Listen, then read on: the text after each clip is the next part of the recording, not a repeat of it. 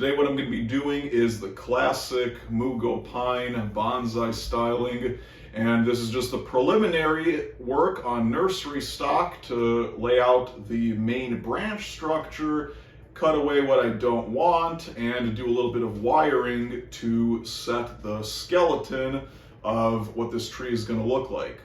So the reason I bought this nursery stock and an attempt to try and turn it into a bonsai tree is because the foliage is very small. And this is called a Mugo pine Sherwood compact. And I can even do a comparison between regular Mugo pine foliage, but this is maybe like the size of my thumb here. This is the old candle from last year. So it's very small needles and it has this clumping characteristic, which I thought would translate pretty well into the style of a bonsai tree.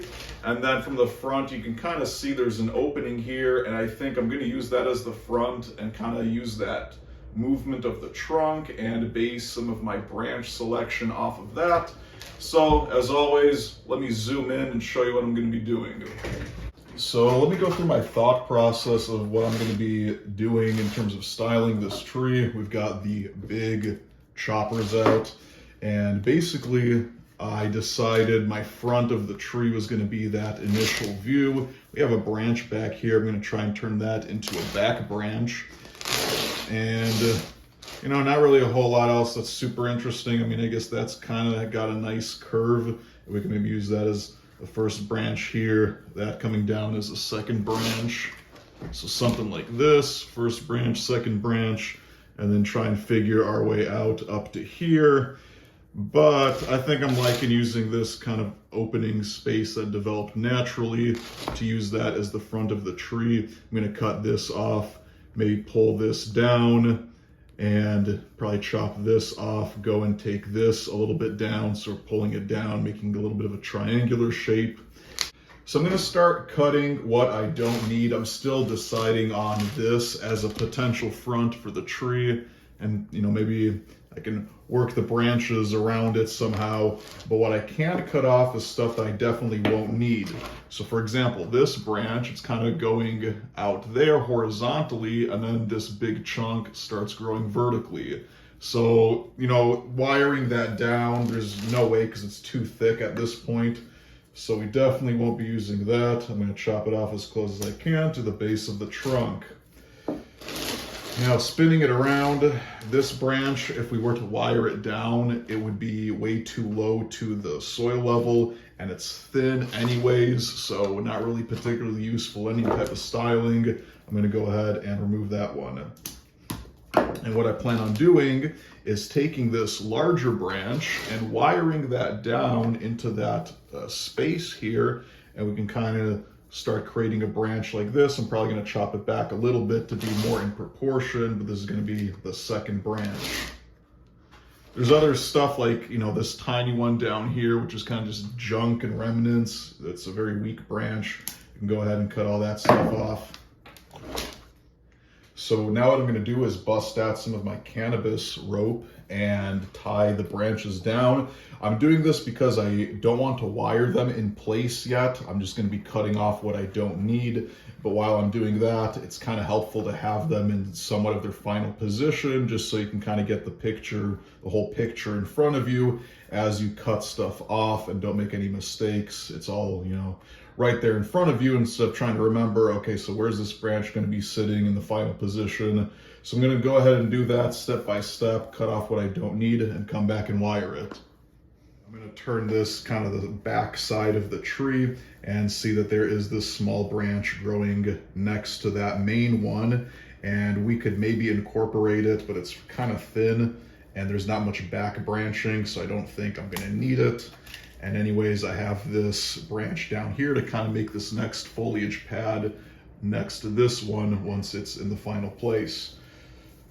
Okay, so we have two branches growing out of this spot. Since this is a main branch that I want to keep, having something horizontally across from that isn't really good stylistically. It's going to thicken that portion of the trunk unevenly.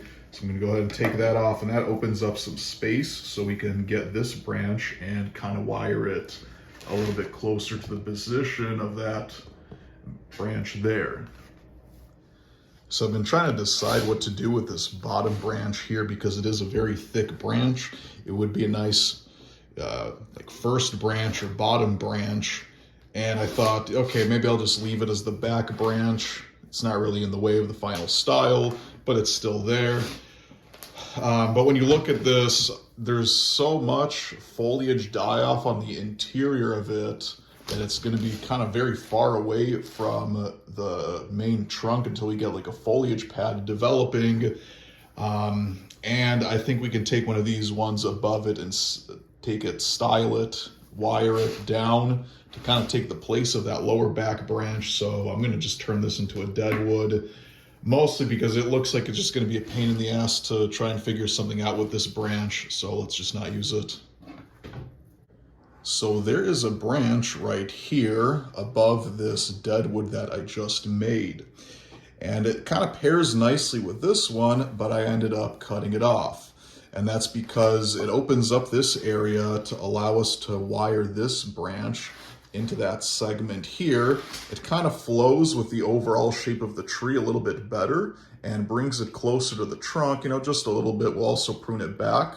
And then that allows this branch up here to be also wired down to the position of that one. And we're going to start developing the triangular structure here. So this is where the extreme styling is going to come into place. I'm thinking of basically just removing this entire segment of branches here. Now that seems kind of crazy. When you look at it, we have this branch that's directly opposite of this one that we're keeping. So that one's got to go. And then this one, it's kind of, questionable what that adds to the value of the tree. Let's just see what it looks like once this one's removed. So this part here is kind of really thick. I want to get it out of the way because this branch is going to be coming down just a little bit to separate it from this apex. We might have kind of a dual apex going here. And if I leave these smaller branches, they're still kind of very far away from the trunk where I don't think it's really going to be usable. So I think I'm just going to cut this entire segment off. Okay, so that whole section has been cut off.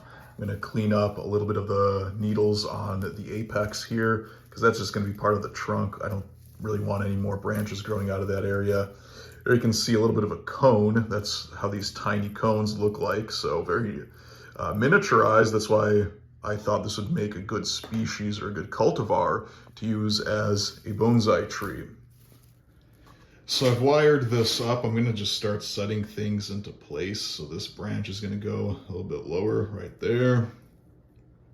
This one, I don't know if I have enough wire on it to kind of fully bring it down as much as I want. And I might have to go back over once more or just use some rope. That's a little bit junky, but no one will have to. I kind of have two over here that come out at the same place, so I may leave this to grow a little bit kind of up here as a secondary apex. This branch that was growing straight off of this is coming down. And then overall, this one still has to have two that come down on this side. I'm probably gonna have to wire these a little bit more horizontally back here, but overall, I mean, this is how it's kind of turning out. Okay, so I think I'm gonna take a break for today, but this is currently where the Mugo pine sits. I have to refine a little bit of the wiring, and then there's, probably some more stuff back here to cut into proportion, just because it's a little bit dense, and maybe do some branch selection. But I think, at least for today, we got to tilt it a little bit. I have the main framework of the tree set. So this is what the Mugo pine currently looks like. And I'm going to keep it in this nursery pot until it gets a little bit more established. And that's going to be it for today.